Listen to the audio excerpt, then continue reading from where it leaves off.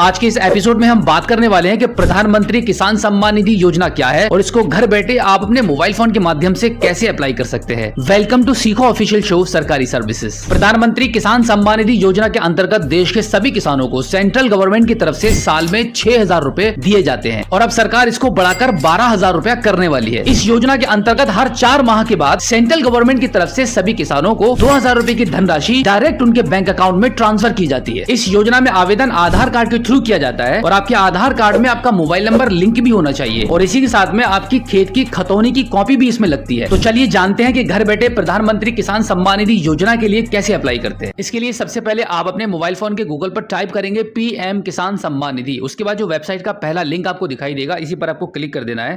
अब यहाँ पर आप देखेंगे आपको 3 ऑप्शन मिलते हैं। पहला ऑप्शन रहेगा न्यू फॉर्मर रजिस्ट्रेशन, दूसरा है ईकेवाईसी और तीसरा है know your status.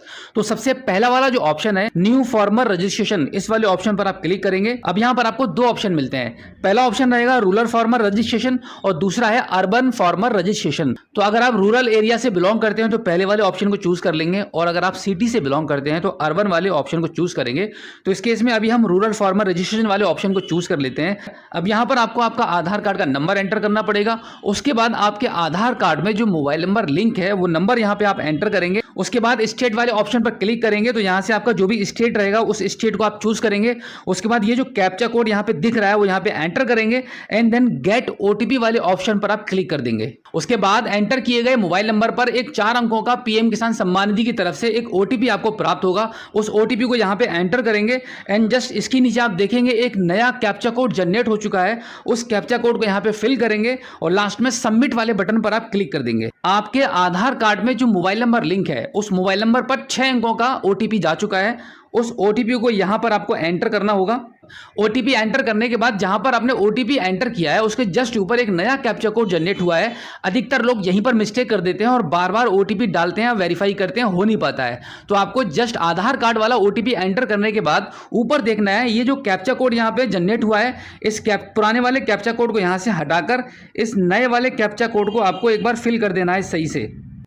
Captcha code fill करने के बाद आप सबसे नीचे आप देखेंगे वेरीफाई आधार लिखा हुआ है, यहां पर आपको क्लिक करना होगा। अब यहां पर आप देखेंगे सबसे पहले आपका स्टेट आपको दिखाई दे रहा है, इसके जस्ट नीचे आपका डिस्ट्रिक्ट लिखा हुआ है। यहां से आपको आपका डिस्ट्रिक्ट चूज करना है। डिस्ट्रिक्ट चूज करने के बाद सब डिस्ट्रिक्ट चूज करना है। उसके बाद आपको आपका ब्लॉक चूज करना रहेगा एंड देन लास्ट में आपको विलेज वाला ऑप्शन मिलेगा। तो यहां पर सिलेक्ट विलेज वाले ऑप्शन पर क्लिक करेंगे। अब आपका जो भी गांव है उसको आप यहां से चूज कर लेंगे। गांव का नाम सिलेक्ट करने के बाद इसके जस्ट नीचे फार्मर पर्सनल डिटेल्स आ जाएंगी। यहां पर आपका नाम लिखा हुआ आ चुका है, जेंडर आपका ऑलरेडी सिलेक्ट है। अब यहां पर आपको कैटेगरी वाले ऑप्शन को चूज करना होगा। अब आपकी जो भी कैटेगरी रहेगी उसको आपको यहां से सिलेक्ट करना है एंड देन यहां पर फार्मर टाइप आपको चूज करना है। फार्मर टाइप में ऑलवेज आपको 2 ऑप्शन मिलते हैं, पहला रहेगा स्मॉल और दूसरा रहता है अदर। तो हमेशा आपको स्मॉल वाले ऑप्शन को ही चूज करना है। उसके बाद सिलेक्ट आईडी टाइप में आपका आधार कार्ड लिखा रहेगा जो कि ऑलरेडी सिलेक्ट है, उसको सिलेक्ट ही रहने दीजिए एंड देन इसके जस्ट नीचे आपका मोबाइल नंबर आ रहा है और आपके आधार कार्ड में आपके गांव का जो भी एड्रेस था वो ऑलरेडी यहां पर फिल हो चुका है। अब इसके बाद यहां पर आपका डेट ऑफ बर्थ आ रहा है एंड देन इसके नीचे आप देखेंगे एक्सेप्टेंस फॉर पीएम किसान मानधन योजना। ये भी है गवर्नमेंट की एक स्कीम है। अगर आप इसको लेना चाहते हैं तो यहां पर आप क्लिक करेंगे तो यस कर देंगे, अदरवाइज आप इसको नो कर दीजिए।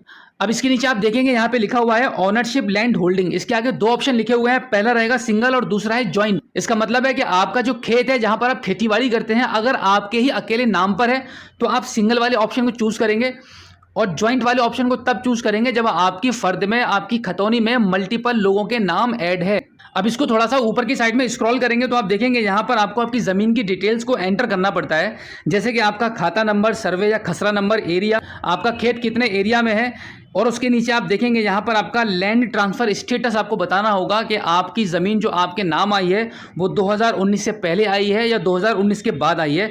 उस वाले ऑप्शन पर आपको चूज़ करना पड़ेगा एंड देन यहाँ पर आप देखेंगे लैंड ट्रांसफर डिटेल्स वाले ऑप्शन पर क्लिक करेंगे तो यहाँ पर आपको ये बताना होगा इसके लिए आपकी जो जमीन है वो आपके नाम कैसे आई है। तो इसमें से जो भी ऑप्शन आपके लिए सूटेबल रहेगा, जिस प्रकार से भी आपकी जमीन आपके नाम आई है उस ऑप्शन को आप यहां से चूज कर लेंगे। जैसे कि हमने यहां पर डेथ ऑफ फादर वाले ऑप्शन को चूज किया है। अब इसके नीचे आपको ये डेट बतानी पड़ेगी कि कौन सी डेट में ये जमीन आपके नाम ट्रांसफर हुई थी। उसके बाद आप देखेंगे यहाँ पे छोटा सा लिखा हुआ है पट्टा नंबर /RFA। यहाँ पे आपको 2 ऑप्शन मिलते हैं, यस और नो को। यहाँ पे नो वाले ऑप्शन पर ऑलरेडी टिक है तो आप नो वाले ऑप्शन पर ही रहने दीजिए एंड देन जस्ट इसके नीचे देखेंगे आइडेंटिफाई ऑफ प्रीवियस ओनर, यानी कि इससे आपके नाम पर यह जमीन आने से पहले जिस व्यक्ति के नाम पर यह जमीन थी उसका आधार नंबर यहां पर आपको देना पड़ेगा।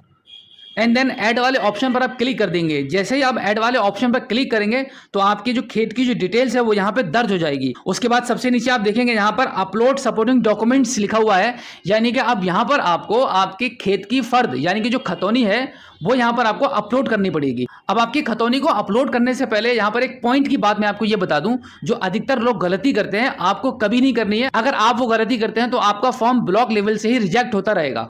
अब आप ये समझ लीजिए कि आपको गलती क्या नहीं करनी है कि आपकी जो खतौनी है वो आपकी तहसील से जाकर आपको निकलवानी है, जिस पर आपकी तहसील की मोहर भी लगी होनी चाहिए। उस खतौनी को आपके मोबाइल से ही स्कैन करके उसको पीडीएफ में कन्वर्ट कर लेंगे और आपकी पीडीएफ का साइज 200 KB से अधिक नहीं होना चाहिए। फाइल को अपलोड करने के बाद जस्ट आप सेव वाले बटन पर क्लिक कर देंगे। अब आपको लगभग 15 दिन तक का वेट करना पड़ेगा, क्योंकि आपके पीएम किसान सम्मान निधि एप्लीकेशन को 3 लेवल से अप्रूवल मिलता है, ब्लॉक लेवल, डिस्ट्रिक्ट लेवल और स्टेट लेवल। उसके बाद आपका पीएम किसान सम्मान निधि का बेनिफिशियरी क्रिएट कर दिया जाता है और जब भी अगली किस्त आएगी तो उस टाइम आपको बेनिफिट मिलना शुरू हो जाएगा।